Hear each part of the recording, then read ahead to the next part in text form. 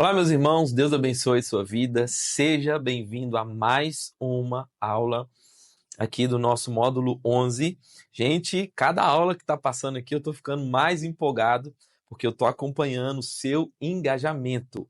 Cara, se você não entrou ainda nessa onda, irmão, pega aí os vídeos, comece a indicar essa formação teológica, comece a fazer o evangelismo de uma forma simples, de acordo com a sua força. Amém? Na aula de hoje, nós vamos falar sobre como lidar com a rejeição no evangelismo. Talvez seja o seu grande medo. Poxa, como é que eu vou compartilhar uma palavra no meu Instagram, no meu TikTok, no YouTube?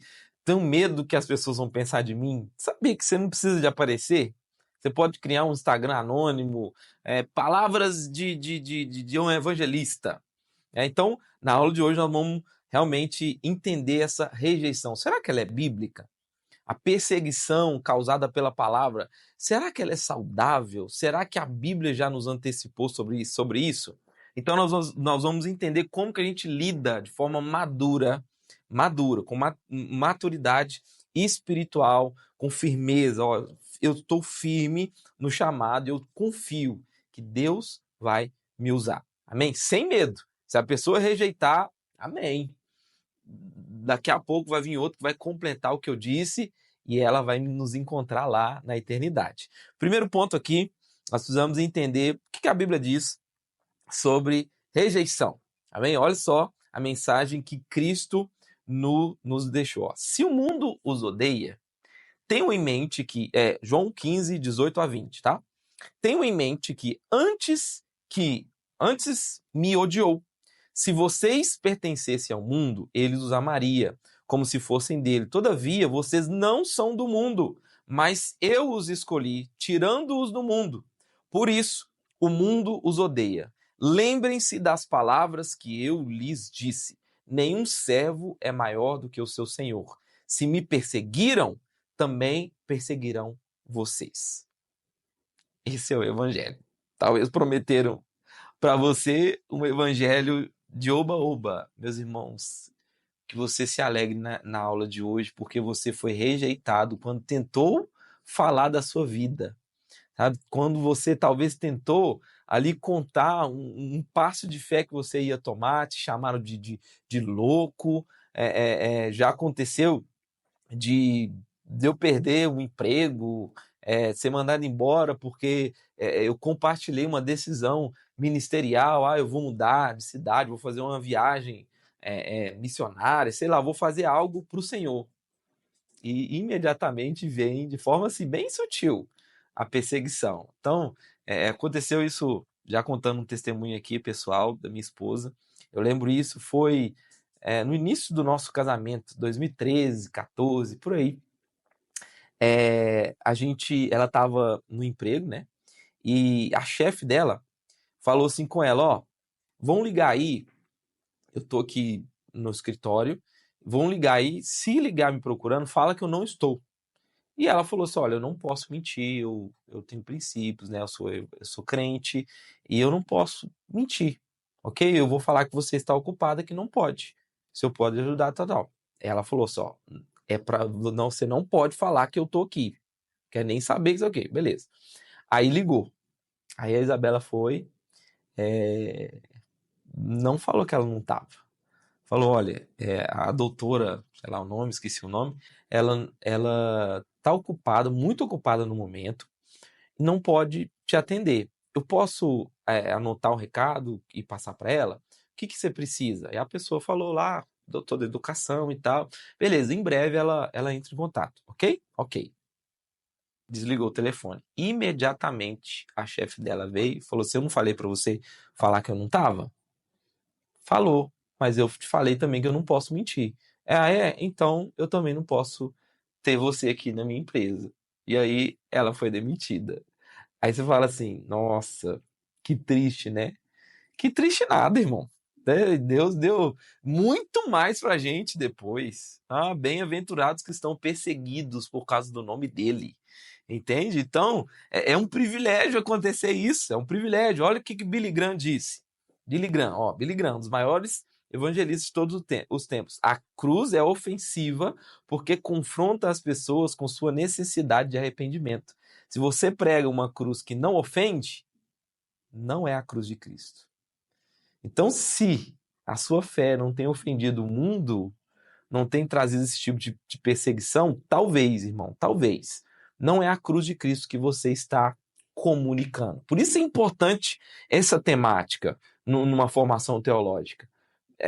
Saber com clareza. Olha, a nossa igreja acabou de retornar de uma viagem missionária para o Paquistão, onde é o 7º país que enfrenta mais perseguição a cristãos. E olha, gente, a nossa comitiva de missionários e os nossos pastores, pastor Walter e pastor Eliane também estavam, eles foram acompanhados do que nós intitulamos como os diáconos lá. Cada um com a AK-47, acho que é isso, 147, sei. Pesquisa aí, essas metralhadoras, assim, ó, você vê os irmãos tudo aqui, ó, escolta, carro blindado, aquela coisa toda, porque de fato eles precisavam estar ali, isso era uma ordem do governo, né? Mas é uma perseguição natural, né? E era uma frase que me tocou muito do nosso pastor. Muitas pessoas perguntavam para ele: e aí, pastor, e se você não voltar? A resposta dele foi bem clara. Eu estava na mesa no dia. Ele falou assim: olha, eu já tô indo sem perspectiva de volta, porque eu já entreguei a minha vida para Jesus. E o que eu estou indo fazer lá, é o privilégio que muitos não sabem que é de ter. A rejeição do evangelho, ela existe. Mas ela não é a sua pessoa, irmão. É o evangelho. Amém? Olha o que Lucas 10,16 diz. Quem ouve vocês, ouve a mim. Quem os rejeita, rejeita a mim. Mas quem me rejeita, rejeita aquele que me enviou. Glória a Deus. Então, é a mensagem que está sendo rejeitada. Às vezes uma nação está pronta para ser transformada. Essa foi a fala de todos eles que voltaram do Paquistão. O campo está branquinho, mas eles não querem. Então, ainda nós estamos abrindo aos pouquinhos as portas e vai acontecer. Amém?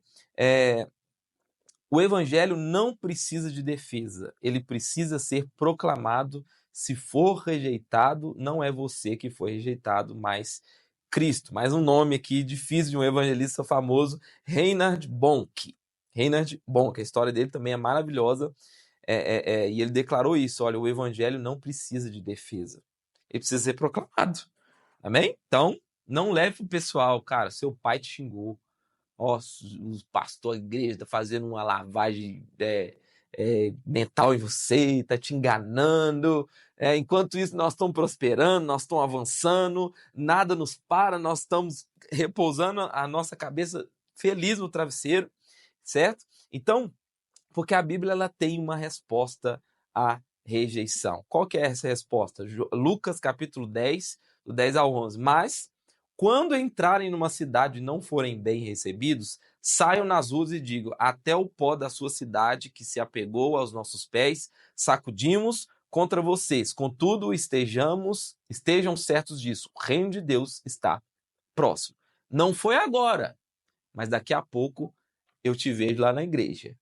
É só isso. Sem levar para o pessoal, abençoando, mas não levando para o pessoal. Essa que é a ideia. Olha Atos 13, 50 e 52. Mas os judeus instigaram algumas mulheres religiosas de alta posição e os principais da cidade. Eles incitaram perseguição contra Paulo e Barnabé e os expulsaram da região. Os dois, porém, sacudiram o pó dos pés contra eles e foram para Icônio. E os discípulos continuavam cheios de alegria e do Espírito Santo. Deixa eu te ensinar algo. Sempre que o Senhor te retirar de um lugar, como fez com Jó, saia sem olhar para trás. Senão, vira estátua de sal. Então, nesse contexto aqui, cabe muito bem esse conselho. Meu irmão, não leve para o pessoal. Não leve para o pessoal. Olha, eu fiz tudo o que foi necessário ser feito. Então, não me prendo a isso.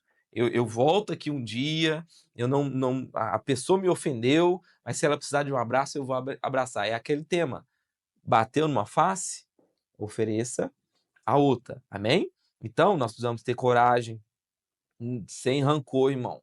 para de falar mal, aquele irmão ali nunca vai ser, é joio, para de chamar os outros de joio, né, porque é realmente alguém que vai ser salvo, em nome de Jesus. A sua família, talvez seu pai, já tem anos que você ora, alguém vai alguém vai conseguir, né. O Senhor continua orando, que o Senhor vai alcançar toda a sua casa. Billy Graham, olha mais uma frase famosa dele: "Nosso trabalho é proclamar, não convencer.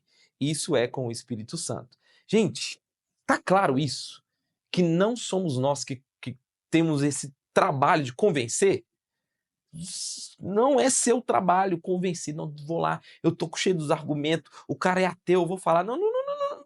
Irmão, eu tive uma experiência também no meu trabalho, isso em 2010, ó, já tem um tempinho isso, né? 20, não, 15 anos atrás. É, que eu tive um tempo de conversa com um funcionário junto, que trabalhava junto comigo, é, e ele falando, né, sobre a visão dele, cosmovisão, ele era ateu e nada convencia ele, a família dele era todo crente, mas ele viu tanta coisa errada que. E aí eu comecei a mostrar minha vida, meu dia a dia. O meu apelido na época lá na empresa era Cezinha de Jesus. Todo mundo chamava assim: "Ô Cezinha de Jesus, vem cá", e tal.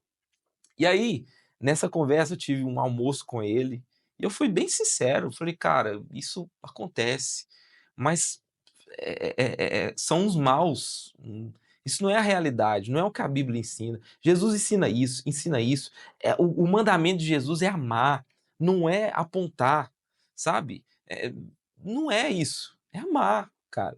É claro que ele nos recebe como a gente está, mas a função do Espírito Santo, de Deus, é transformar a sua vida. E aí fui esclarecendo algumas dúvidas para ele, de algumas questões científicas que eu era, nossa, apaixonado, estudei muito sobre isso. Aí no final da conversa ele falou assim: "Olha, eu nunca na minha vida conversei com um crente igual a você.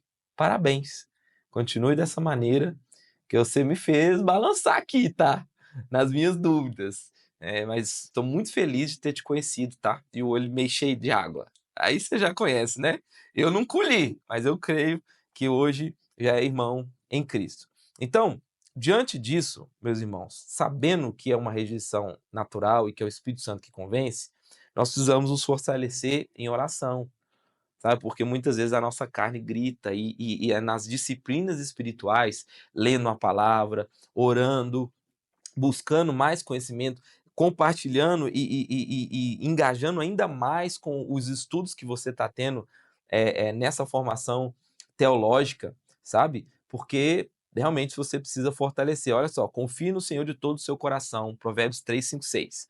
E não se apoie em seu próprio entendimento. Conheça o Senhor em todos os seus caminhos e ele endireitará as suas veredas. Filipenses 4, 6. Não andem ansiosos por coisa alguma, mas em tudo pela oração e súplicas e com ação de graças, apresente os seus pedidos a Deus. Então, não é andar ansioso, com medo, poxa, me ofenderam, ou o que vão pensar de mim? Não, confie no Senhor de todo o coração e não se apoie em seu próprio entendimento. Reconheça o Senhor em todos os seus caminhos e ele endireitará as suas veredas, cara. Então, faz parte, a ofensa, às vezes você tem que talvez tá com um pouco de tipo, cara, talvez eu nunca fui exposto a isso.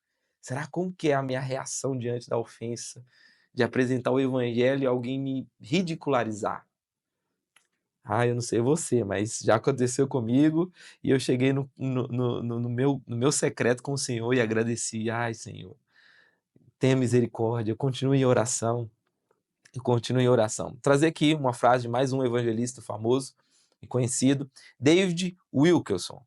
Olha o que ele disse: "A oração abre os olhos espirituais para vermos o que Deus está fazendo, mesmo quando nada parece estar acontecendo." Então é na oração que você vai saber o tempo certo, discernir os tempos e os fazeres, a vontade de Deus, é na oração. Então, cara, orei, eu estou preparado, vou para cima, eu vou continuar compartilhando, porque o Senhor me chamou para isso. Então, persevere, no evangelismo. Então, diante dessas verdades, irmãos, olha o que Isaías 55:11 diz: assim também ocorre com a palavra que sai da minha boca. Ela não voltará para mim vazia, mas fará o que deseja e atingirá o propósito para o qual a enviei. Então, entenda isso. Aquilo que você liberou sobre a pessoa, por mais que ela rejeitou ali naquele momento, vai florescer. Vai florescer. Vai florescer. Talvez, até hoje, você tenha se frustrado aí com palavras que você lançou, trabalho, você gastou tempo com pessoas que te traíram no final, ou, deixa eu te falar um negócio, Judas teve a chance de se arrepender. Jesus chamou ele de amigo. Jesus não condenou ele. Na hora da traição, ele perguntou: amigo, o que você fez? Ele permitiu, ó, pode me beijar, mesmo ele sabendo que Judas havia de traí-lo, ele chama de amigo. Amigo, amigo. Essa tem que ser a sua fala. Essa tem que ser a sua fala. Olha, Jesus está te chamando de amigo. O cara rejeitou. O cara rejeitou, mas ele ainda é considerado amigo. Não desista de orar pelas sementes que você tem derramado sobre as pessoas. João 15:18. Se o mundo os odeia, tenham em mente que antes me odiou. Então, essa aula eu queria concluir com esse versículo, sabe? Porque às vezes você tem tanto medo, cara, de evangelizar, e não é ir em eventos evangelísticos, não, tá? É realmente falar de Jesus no dia a dia, de compartilhar uma palavra, sabe? Falar de Jesus. Cara, meu chefe vai me mandar embora. O seu pai, não o seu chefe, o seu pai é dono do ouro e da prata. Ah, mas vão me bater, o médico dos médicos está pronto para te resgatar. Amém?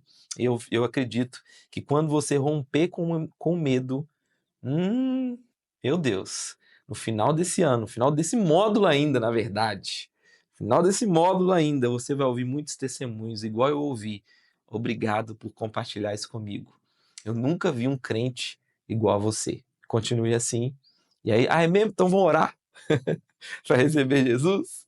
Amém? Então que Deus te abençoe. Eu te espero aqui amanhã para a próxima aula. Nós vamos falar da importância do amor e da empatia no evangelismo e vai ser maravilhoso. Eu creio que o Espírito Santo vai falar muito com você. Amém? Deus te abençoe e até amanhã, se assim Deus o permitir.